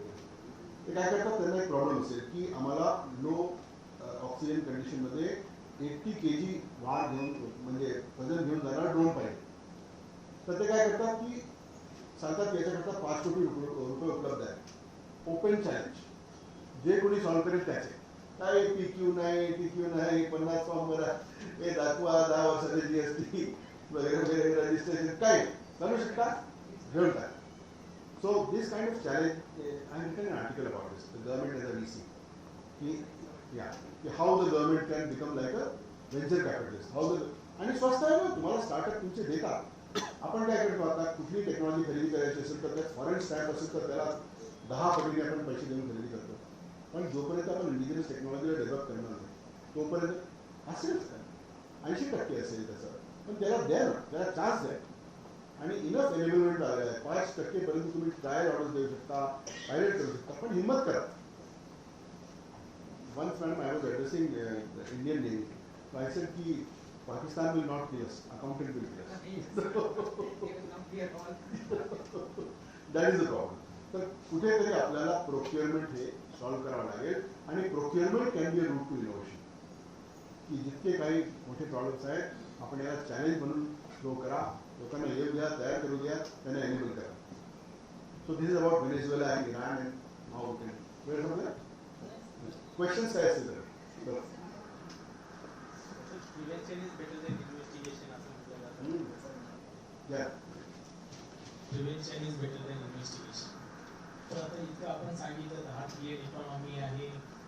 जसं जर पाहिलं तर almost 1 in 10 will be a victim of this. हळूहळू तो प्रमाण वाढेल आणि almost everybody will be a victim. So is it better to move to the earlier version of banking transaction check system without slip instead of digital? नाही. मी तुम्हाला सांगतो काय, in volume crimes he is trying to reach the lowest hanging fruit. जिथे volume crimes आहेत ना, म्हणजे तो he is not going to waste 10 minutes on you, because 10 मिनिटात तो 50 लोकांना कॉल करू शकतो, बरोबर. तर सगळ्यात पहिले ज्याला बेसिक सायबर हायजीन म्हणतात, तुम्ही बेसिक सायबर हायजीन केली ना तर 90%, 95% सायबर हायजीन नाव. एक तर काय करा की you become a teacher. At least तुमच्याकडे जे लोक अवेलेबल असतील, म्हणजे वडीलधारी माणसं असतील, सिनियर सिटीजन असतील, त्यांना जाऊन हॅव अ कॉन्व्हर्सेशन. म्हणजे जसं आपण लहान मुलांना गुड टच बॅड टच सांगतो, तर ह्याला बेसिकली सांगा गुड कॉल बॅड कॉल काय आहे, आणि त्यांना सांगा की या प्रकारचे यू सी डिजिटल अरेस्टबद्दल PM स्वतः मन की बातमध्ये आले आणि त्यांनी सांगितलं. त्याच्यानंतर त्याच्याबद्दल अवेअरनेस झाला. तर आय थिंक हे अवेअरनेस करण्याची जबाबदारी आपली आहे की प्लीज फाइंड आउट. सायबर दोस्त नावाचं ट्विटर हँडल आहे, इंस्टाग्राम हँडल आहे सेंट्रल गव्हर्नमेंटचा, होम डिपार्टमेंटचा आणि जनरली पोलीस डिपार्टमेंटही सगळे. नमस्कार. महाराष्ट्र शासन आयोजित टेकवारी 2.0 या ज्ञान, तंत्रज्ञान आणि भविष्याभिमुख प्रशासनाच्या उपक्रमामध्ये आज दिनांक 7 मे 2026 रोजी दुपारी 2 वाजता परिषद सभागृह 6वा मजला विस्तार इमारत येथे artificial intelligence hands on gen AI या विषयावर Shri M. Chokalingam, director frontier technology NASSCOM यांचे सत्र होणार आहे. मंत्रालयातील सर्व अधिकारी व कर्मचाऱ्यांनी सदर सत्रासाठी उपस्थित राहून या उपक्रमात सहभागी व्हावे ही विनंती. धन्यवाद. कंप्लीट कर. तर बेसिक सायबर हायजीन म्हणजे काय बघा. तुम्हाला असं फोनवर येतं की iOS 26 इज अवेलेबल. आपण काय करतो महिन्याभरानंतर इन्स्टॉल करतो किंवा फालतू डेटा जाईल. पण काय असतं त्याच्यात तुम्ही जर वाचाल की काय काय चेंज केलं तर त्या सिक्युरिटी पॅचेस असतात आणि ते करंट सिक्युरिटी पॅचेस असतात. तर प्लीज इन्स्टॉल करून टाका. तुमचा फोन आज it has a must better processor, much better memory than your laptop. तुम्ही लॅपटॉपवर अँटीव्हायरस वगैरे वापरता, त्याच्यावर वापरत नाही. Take this security measures. दुसरा 2 फॅक्टर प्लीज आज इतकं तरी करा. म्हणजे या सगळ्या बोलण्यामध्ये तुम्ही फक्त 2 फॅक्टर जर केलं तर 90% तुमचे सायबर क्राईम कंट्रोल होतो. 2 फॅक्टर मल्टी फॅक्टर ऑथेंटिकेशन तुम्ही एनेबल करा प्रत्येक अकाउंटवर करा. फोनवर लॉक ठेवा. फोनवर तुम्ही लॉक ठेवला आणि घरी तुम्हाला कधी तुम्ही विचाराल पासवर्ड द्या पण तुम्ही फोन लॉक करा. कारण लॉक फोन जे आहे they are very difficult to process. Even remotely they are difficult to process. आणि आयफोनमध्ये चेंज युअर पासवर्ड्स. एक गंमत करायची असेल तर एक वेबसाईट आहे बघा, have I been PWNED HAVE have I been PWNED असं एक वेबसाईट आहे. त्याच्यावर तुमचा ईमेल टाकून बघा. आता no it shows that your data, your information is leaked at how many places. I can guarantee you everybody is at 4 places. Check it. Put your own email. Anybody check it. HAVE have I been PWNED.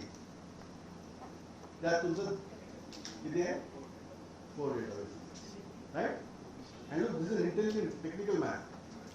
4 ठिकाणी user name password लाव. And today you have scripts which can auto stuff credentials and they can check across 5,000 websites and log in automatically. So username password is available. Breach मध्ये easily available.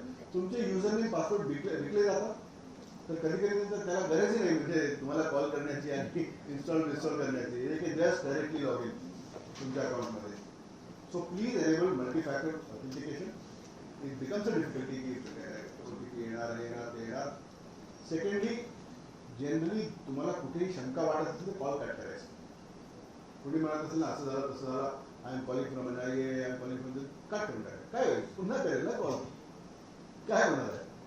आणि किमान घरी लोकांना सांगा digital arts वगैरे जे प्रकार होतात simple mechanism is cut the call cut करा. पण ते इतकी धमकी देतात की तुम्हाला त्यावेळेस अरे पण तुमची वीज जाऊ शकते, काही होऊ शकतच ना, त्याला सॉरी म्हणायचं विचारायला कॉल कट करायचं. So first of all cut the call. And basically if you tell people की या प्रकारचे सायबर क्राईम होत आहे तर एक अवेअरनेस जर आला तर तुम्हाला कॉल आल्यानंतर बघा इतके जिथे रूममध्ये लोक आहेत, why is nothing happen with you because you are aware. आणि त्यालाही माहिती आहे की तुम्हाला नाही कॉल करायचं की बाबा हे मंत्रालयातला माणूस आहे काही देणार प्रसाद आपल्याला, बरोबर आहे. सो बेसिक सायबर आहे. क्वेश्चन सर माझ्या पर्सनल ऑफिसर माझ्या भावावर वगैरे तो डेन्मार्कला जाणार होता तर त्याने त्याचे म्हणजे सगळं सामान ते कंटेनरचे पाठवलं. त्याला पुढे त्याचा डेटाबेस झाला की कुरिअर पाठवलं तर फेडेक्समधून कॉल आला. त्याला सांगितलं आणि त्याने पण माझ्या बाजूच्या रूममध्ये होतं. मला म्हणजे कन्सर्न सुद्धा नाही की बाबा अरे असं काय करायचं, तुम्ही पैसे ट्रान्सफर केले. हो हो हो. असं एक झालं की तो राहिला होता पाण्यात पोलीस स्टेशनला आम्ही गेलो. ते FIR करायचं चाललं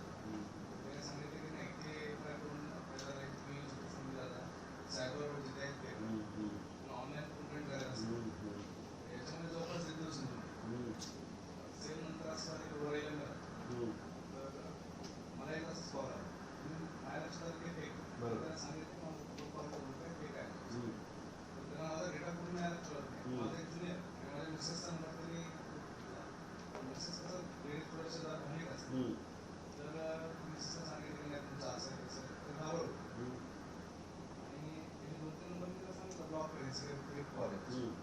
तर ते तो माणूस पुन्हा वेगवेगळ्या म्हणून कॉल करतो. अरे ते म्हणजे इव्हन तुम्ही ट्रू कॉलरवर शोधणार ना तर ते एसीपी सायबर क्राईम वगैरे येतात माहिती आहे का? आणि सर सांगताना True caller वर. अंधेरी पोलीस स्टेशनवर होते असं. हां हां मला एका दिल्लीवरून मी नाव नाही सांगू शकत इतक्या मोठ्या माणसाचा कॉल आला आणि जुने ओळखीचे होते. म्हणे Brijesh my wife has been arrested by Mumbai police. Sir मला काय केलं म्हणे मला माहिती नाही पण शी हॅज बीन अरेस्टेड. कुठे आहे? घरीच आहे. घरीच काय तर अरेस्ट कधी झाली म्हणजे सिनियर माणूस एकदम म्हणजे टॉप लेवलचा माणूस. देन ही सेज की ब्रिजेश हेल्प कर. म्हटलं काय नाव आहे अधिकाऱ्याचं? म्हणे PI बन्सल. म्हटलं साहेब पूर्ण पूर्ण महाराष्ट्र पोलीसमध्ये एकही बन्सल नाही. कोण करतो नाव तरी व्यवस्थित ठेवावं. मध्ये मी ठेवलं असतं कदम. मुद्दा असं होता ना त्याच्यामध्ये तुम्ही पोलीस स्टेशनला गेलो तक्रार वगैरे पण ते ऑनलाईन तुम्ही तक्रार करा किंवा जसं पाहिजे सायबर I सिक्युरिटी understand. पोलिसांकडे इन्फ्रास्ट्रक्चर आय पाहिजे अंडरस्टँड दॅट इज त्याच्यावर म्हणजे काम करणं खूप गरजेचं आहे. गरजेचं आहे. एक होतं आणि दुसरा असं एक प्रश्न होता सर की इथिकल हॅकिंगच्या बाबतीत इथिकल हॅकिंग इंडियामध्ये लिगल आहे का? नाही बघा तर आपण हॅकिंग लिगल नाहीच आहे. There is nothing called ethical hacking is illegal आणि जर तुम्ही सापडलात तर crime as simple as that. There is nothing called ethical hacking. Hacking itself is a crime. म्हणजे एथिकल चोरी असा असू शकतं का? नाही. दुसरं मी सांगतो एक संचार साथी म्हणून ॲप डेव्हलप केलं आहे सेंटरने आणि त्यात त्यांनी काय केलं आता युनिव्हर्सल रजिस्ट्री करून टाकली. तसं ट्रू कॉलर याच्या सेंटरचं झालं आहे. तर संचार साथी तुम्ही डाउनलोड करून यू हॅव टू स्पेसिफिकली तर डाउनलोड करून इन्स्टॉल करून टाका. लोकांना वाटतं की शासनाकडे डेटा अरे काय करणार झालं आपल्याला वर्ष लागते काय आपण काही सायबर क्रिमिनल आहोत आणि शासन करून करून काय करणार आहे? कोणाला काय झालं आतापर्यंत? शासनाला डेटा दिला तर शासनाला जेव्हा पाहिजे असेल डेटा मिळतो. Don't worry about that. Complaint registration वगैरे कंप्लेंट रजिस्ट्रेशन आता काही स्पीड होऊ शकेल का? कारण जे 2-2 दिवस असतात इथे टाकलं काय नव्हतं. होतं सर पोलीस स्टेशनला जरी गेलो म्हणजे तिथले जे इन्स्पेक्टर वगैरे असतात ते असं लागतं की त्यांना हे रोजचं आहे परंतु ज्याच्या बाबतीत झालेलं आहे त्याला पहिल्यांदा झालेलं असेल तर पहिले doctor that is a big area of improvement. त्याचं कारण काय झालंय की हे हजारोने व्हायला लागले आणि फेलियर कुणाचा आहे? फेलियर टेलिकॉम कंपनीचा, फेलियर त्या वॉलेटचा, त्या ॲपचा, त्या बँकेचा, इतके लेयर्स ऑफ फेलियर आहे. आणि या फेलियरला इन्व्हेस्टिगेशनने ॲड्रेस करणं थोडंसं कठीण आहे. इन्व्हेस्टिगेशनलाही माझं असं म्हणणं आहे की तुम्ही काय करा की डेटा हे आहे ना की नंबर्स आहेत फ्रॉड नंबर जे आहेत ते शेअर करा इन्व्हेस्टिगेशनमध्ये किंवा फ्रॉडचा काही APK सापडला एक्सेल कोड सापडला याला एक सेंट्रल लेवलवर इन्व्हेस्टिगेट करून मग इन्फ्रास्ट्रक्चर बिल्ड डाऊन करण्याकरता याची आवश्यकता आहे. दुसरं आता 0 FIRची संकल्पना झाली आहे. तुम्हाला असं काही आवश्यक नाही की सायबर पोलीस स्टेशनला जाण्याची गरज आहे. cybercrime.gov.in वर तुम्ही करा तर सेंट्रल गव्हर्नमेंट कंप्लेंटला ट्रॅक करतात आणि ते टिकिटिंग जनरेट करतात आणि म्हणजे it was started when I was IG cyber त्या काळात आणि ते बिलकुल ट्रॅक करायचे कॉल करायचे की तुमचे म्हणजे इतकी कंप्लेंट आहे त्याचं FIR झालं नाही झालं तर ॲटलिस्ट ऑनलाईन यंत्रणा तुम्ही वापरा.